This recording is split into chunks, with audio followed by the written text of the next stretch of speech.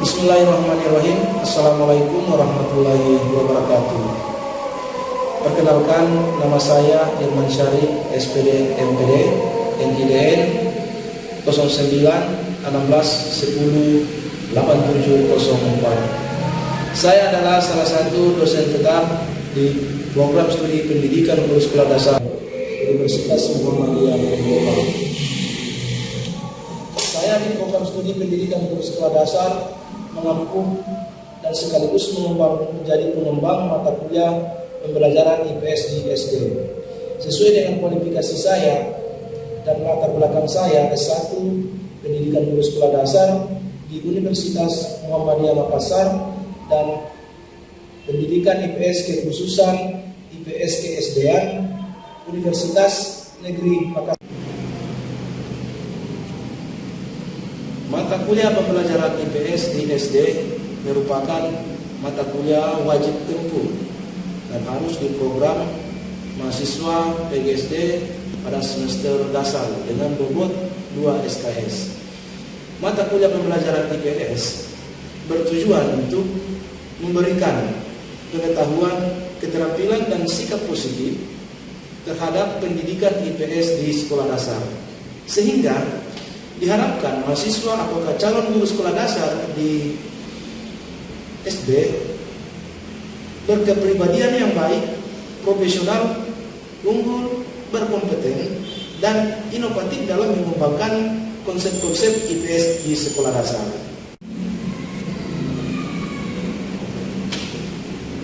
Adapun kemampuan utama yang diharapkan mahasiswa setelah menyelesaikan mata kuliah pembelajaran IPS di sekolah dasar selama 1 semester.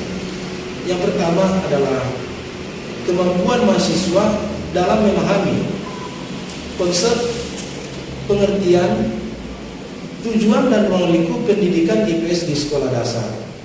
Dengan harapan mahasiswa mampu memahami nilai-nilai substansi dalam pendidikan di IPS di sekolah dasar, sehingga nantinya dapat mengaplikasikan pembelajaran IPS yang lebih bermakna. Kemampuan yang kedua adalah diharapkan mahasiswa mampu mengerti dan memahami keanekaragaman sosial, ekonomi, budaya, etnis, dan agama di Indonesia. Kemudian yang ketiga adalah mahasiswa diharapkan mampu memahami karakteristik letak geografis Indonesia dan negara-negara ASEAN. Kemudian yang keempat, diharapkan mahasiswa mampu memahami karakteristik ruang dan pemanfaatan sumber daya alam yang ada di Indonesia. Kemudian, kemampuan yang kelima adalah diharapkan mahasiswa mampu memahami kegiatan ekonomi, peran ekonomi, dan ketahanan pangan di Indonesia.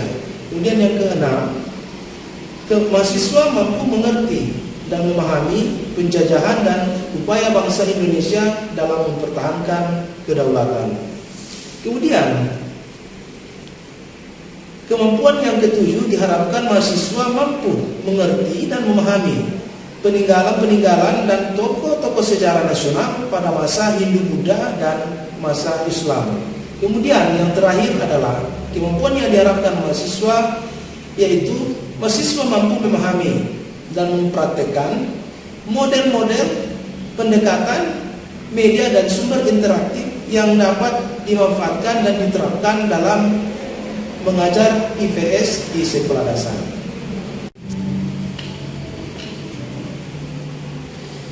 Adapun metode yang saya gunakan dalam pembelajaran IPS yaitu metode deduksi, di mana metode ini menggunakan pendekatan ceramah, diskusi, tanya jawab, dan presentase dari mahasiswa.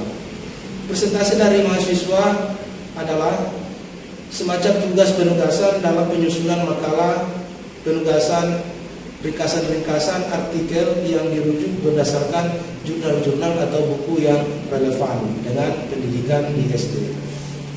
Kemudian ada pun sistem penilaian yang saya terapkan dalam proses perkuliahan itu. Yang pertama adalah sistem kehadiran dan partisipasi.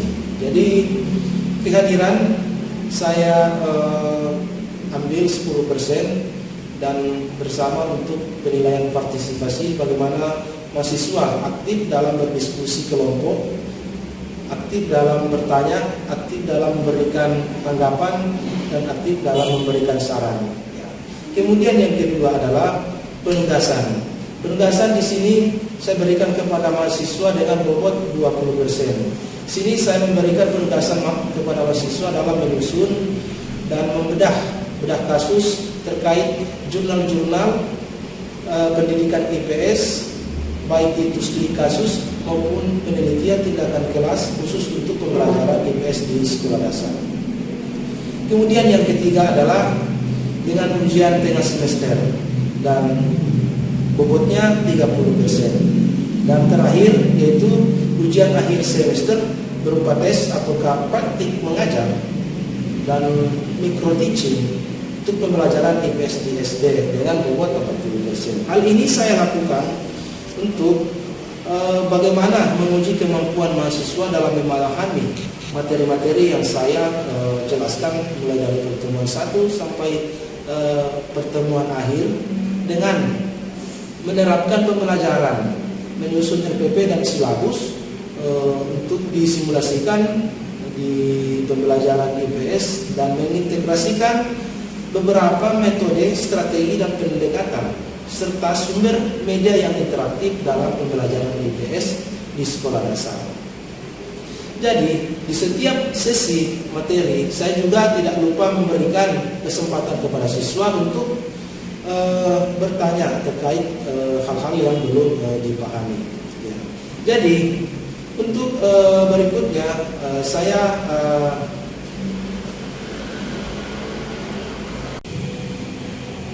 dan selanjutnya untuk lebih singkatnya mari kita saksikan video saya dalam proses pembelajaran di kelas. Assalamualaikum warahmatullahi wabarakatuh. Waalaikumsalam warahmatullahi wabarakatuh. Alhamdulillahirabbil alamin, segala puji bagi Allah Subhanahu wa taala yang telah memberikan kita kekuatan dan kesempatan sehingga pada siang hari ini kita dipertemukan dalam kelas ini guna melaksanakan perkuliahan dalam keadaan sehat walafiat. Alhamdulillah. Salam dan selawat kepada baginda Muhammad sallallahu alaihi wasallam. Semoga tercurah kepada sahabat-sahabatnya bahkan kepada kita semua. Amin ya rabbal alamin. Ya. Baik, adik-adik sekalian, saya ucapkan selamat pagi menjelang siang. Ya, mudah-mudahan dalam keadaan yang ceria dan semangat. Ya. Saya harapkan setiap pertemuan perkuliahan itu Anda selalu berantusias dalam melakukan proses perkuliahan, proses pembelajaran. Ya. Jadi hari ini untuk materi hari ini kita akan membahas tentang masalah tujuan dan ruang lingkup IPS. Ya. Jadi sebelum kita memasuki materi ini mungkin kita bisa refleksi dulu pada pertemuan pertama kita, pertemuan minggu lalu tentang pengertian daripada IPS itu sendiri. Ya. Jadi mungkin ada adik-adik yang bisa definisikan kira-kira apa itu IPS. Ya, silakan. IPS adalah suatu pendekatan ilmu sosial dari berbagai cabang, baik dari segi sosiologi, antropologi budaya, psikologi, sejarah, geografi, ekonomi, ilmu politik dan ekologi manusia yang disederhanakan untuk satuan pendidikan. Ya, bagus. Ada lagi yang mau tambahkan? Oh ya, silakan. IPS merupakan mata pelajaran yang memasukkan konsep-konsep dasar dari berbagai ilmu sosial yang disusun melalui pendekatan pendidikan dan psikologis serta kelayakan dan keberbangsaannya bagi peserta didik dan kehidupannya. Iya, bagus sekali. Tepuk tangan. Jadi perlu kita ketahui bersama sebelum kita masuk ke tujuan dan ruang lingkup itu sendiri. Saya kira Anda sudah pahami bersendiri apa itu IPS. Ya. Tadi sudah dijelaskan bahwa memang di IPS itu adalah suatu konsep pendidikan yang mengintegrasikan konsep-konsep IPS seperti sosiologi, ekonomi, apalagi geografi, sejarah, dan ilmu politik dan sebagainya. Ya, jadi itu salah satu definisi daripada pembelajaran IPS itu. Jadi selanjutnya kita masuk pada tujuan pendidikan IPS di sekolah dasar. Ya. Jadi sebelum kita masuk membahas tentang tujuan pendidikan IPS di sekolah dasar, maka baiknya saya berikan gambaran sedikit mengenai IPS itu. Jadi IPS memang luas cakupannya. IPS itu ada pada tahap pendidikan dasar, ada IPS di tingkat menengah, dan ada juga IPS di tingkat perguruan tinggi. Jadi yang pertama, tujuan pendidikan IPS khusus dan spesifik untuk di sekolah dasar menurut Kemendikbud nomor 22 tahun 2006 tentang standar pendidikan dirumuskan secara jelas bahwa tujuan mata pelajaran IPS pada tingkat satuan pendidikan SD ini adalah yang pertama, mengenal konsep yang berkaitan dengan kehidupan masyarakat di lingkungan. Yang pertama ini maksudnya adalah bagaimana peserta didik di sekolah dasar mampu memahami lingkungannya sendiri, mampu berinteraksi, mampu beradaptasi terhadap lingkungannya sendiri. Ya, baik di lingkungan masyarakat, lingkungan keluarga, dan lingkungan sekolah. Itu hakikat dan tujuan daripada pembelajaran IPS kita terapkan di kurikulum sekolah dasar. Kemudian yang kedua, yaitu memiliki kemampuan dasar untuk berpikir logis dan kritis, rasa ingin tahu, inquiry, memecahkan masalah, dan keterampilan dalam kehidupan sosial. Nah, bagaimana mereka mampu memecahkan? Ya. Jadi saya harapkan kepada adik-adik sekalian sebagai calon peserta didik mampu mengajarkan IPS itu di sekolah dasar, sehingga output anak peserta didik kita nanti di SD itu mampu beradaptasi, mampu berpikir kritis terhadap gejala-gejala sosial baik yang terjadi di lingkungan keluarga, lingkungan masyarakat, dan sekolah. Itu tujuan dari IPS. Ya. Kemudian yang ketiga, memiliki komitmen dan kesadaran terhadap nilai-nilai sosial dan kemanusiaan. Nah, nilai-nilai sosial dan kemanusiaan kita bisa pahami nilai-nilai Pancasila. Nilai-nilai Pancasila sila pertama. Siapa yang bisa sila pertama Pancasila? Sila pertama apa? Ketuhanan Yang Maha Esa. Ya. Jadi bagaimana Anda sebagai calon guru SD yang profesional mampu mengajarkan peserta didik kita nanti di sekolah dasar untuk memahami nilai-nilai sosial itu, nilai-nilai sosial yang bisa kita petik dari nilai-nilai Pancasila. Nah, saya rasa ketika Anda sebagai calon peserta, Anda sebagai calon guru nanti di sekolah dasar, ketika mampu memahami nilai-nilai Pancasila, insya Allah Anda akan bisa terapkan pada peserta didik kalian. Sehingga peserta didik akan cakap masalah sosial. Peserta didik Anda nanti di sekolah dasar akan cakap tentang kompetensi kepribadian mereka. Bagaimana bersosialisasi yang baik, bagaimana diskusi kelompok yang baik, dan bagaimana berinteraksi dalam masyarakat yang baik pula. Ya, seperti itu. Itu ya yang tujuan yang ketiga. Kemudian yang keempat, memiliki kemampuan berkomunikasi, bekerja sama, dan berkompetisi di dalam masyarakat yang majemuk, baik tingkat lokal, nasional, bahkan global. Jadi, memang pendidikan IPS itu mengedepankan integrasi siswa kita dalam mengembangkan sebuah karakter. Mengingat globalisasi sekarang itu, persaingan global itu sangat ketat. Ya. Kita pahami bahwa semakin ke depan, masa yang akan kita hadapi semakin ke depan, maka akan semakin sulit dan akan semakin bersaing. Jadi IPS itu memandang konsep bagaimana bagaimana peserta didik kita itu memandang mulai dari bukan cuma memandang dari belakang, tetapi bagaimana mereka mengorientasikan pikiran mereka untuk berpikir secara kritis menghadapi masa-masa gejala sosial, interaksi sosial yang mereka hadapi di lingkungan yang untuk masa yang akan datang. Ya, jadi bukan cuma mereka mampu menilai, mampu berpikir apa yang akan kita lakukan sekarang, tapi lebih berpikir kepada apa yang akan kita hadapi ke depan. Itulah yang dimaksud dengan nasional, lokal, nasional dan global. Sebagaimana kita ketahui kalau berbicara tentang globalisasi, mungkin Anda sudah rasakan sekarang dampak daripada globalisasi itu sendiri.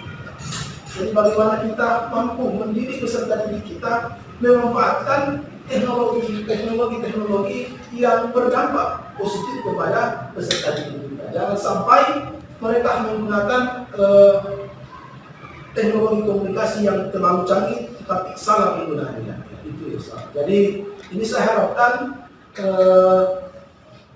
ketika kita merujuk kepada tujuan pembelajaran IPS itu, saya harap bagi Anda calon-calon peserta, calon-calon guru yang akan mendidik peserta didik nanti di sekolah dasar betul-betul berkomitmen untuk memberikan keterampilan sosial kepada peserta didik kita yang baik dan benar.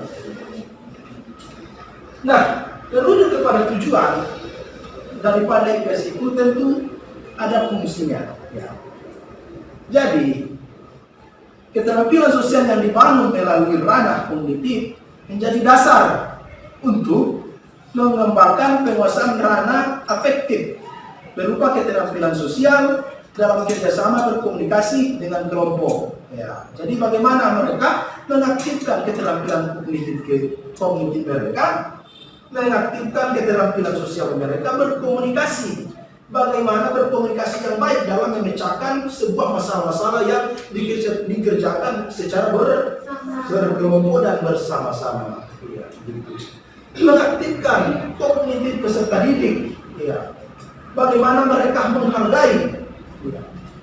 Bagaimana mereka menyikapi antara pendapat temannya yang pendapat yang satu dengan pendapat yang lain.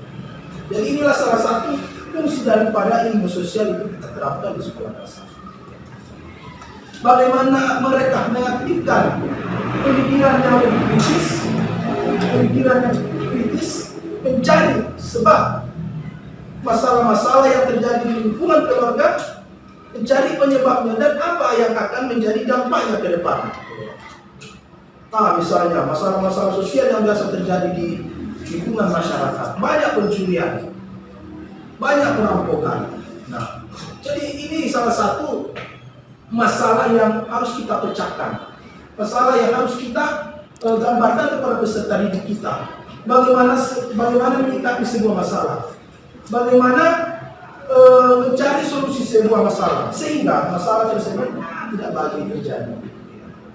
Nah, salah satu masalah sosial yang terjadi di masyarakat, misalnya pencurian. Nah, pencurian itu terjadi karena disebabkan apa? Karena banyaknya pengangguran. Ada lagi masalah. Banyak kemiskinan. Mengapa mereka miskin? Karena tidak belajar, tidak bekerja karena tidak belajar. Tidak belajar karena putus sekolah. Makanya di sini ya, salah satu indikator fungsi kalau kita merujuk kepada tujuan daripada pendidikan di IPS, maka fungsinya adalah itu. Kemudian yang kedua, memilih, mengolah, menggunakan informasi untuk memberdayakan diri serta keterampilan bekerja sama. Jadi bagaimana mereka mengolah, bagaimana mereka mencari, meniru bagaimana berkomunikasi, bagaimana berinteraksi yang baik, dan memilih keputusan yang tepat dan efektif. Kemudian, merujuk kepada tujuan tersebut, ada pun beberapa fungsinya, yaitu mengembangkan kompetensi sosial. Nah, ini yang salah satu fungsi utama daripada pembelajaran IPS. mengembangkan kompetensi sosial. Ya. Sebagaimana kompetensi sosial itu sangat penting di sekolah dasar. Ya. Selain muridnya yang harus berkompetensi, tentu tidak lepas daripada calon gurunya. Calon gurunya 4 kompetensi pedagogik di sekolah dasar. Yang pertama, kompetensi profesional. Kompetensi 4 kompetensi profesional di sekolah dasar. Yang pertama, kompetensi pedagogik. Kedua, kompetensi kepribadian. 3, kompetensi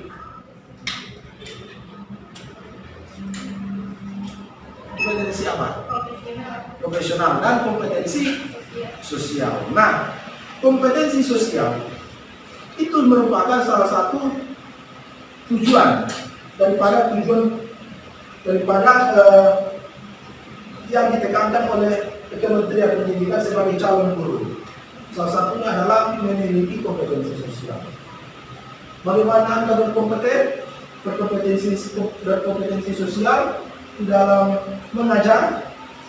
Bagaimana Anda menilai dengan baik? Menilai bukan karena ada apanya, tetapi betul-betul menilai secara objektif. Bukan menilai karena strata sosialnya, status sosialnya, tetapi kita menilai siswa berdasarkan apa yang dia peroleh, berdasarkan unjuk kinerja yang mereka peroleh. Itulah salah satu yang menjadi dasar indikator daripada kompetensi sosial. Baik, mungkin sampai di sini ada yang mau bertanya, silakan. Sebelum kita masuk pada ruang lingkup IPS, ya.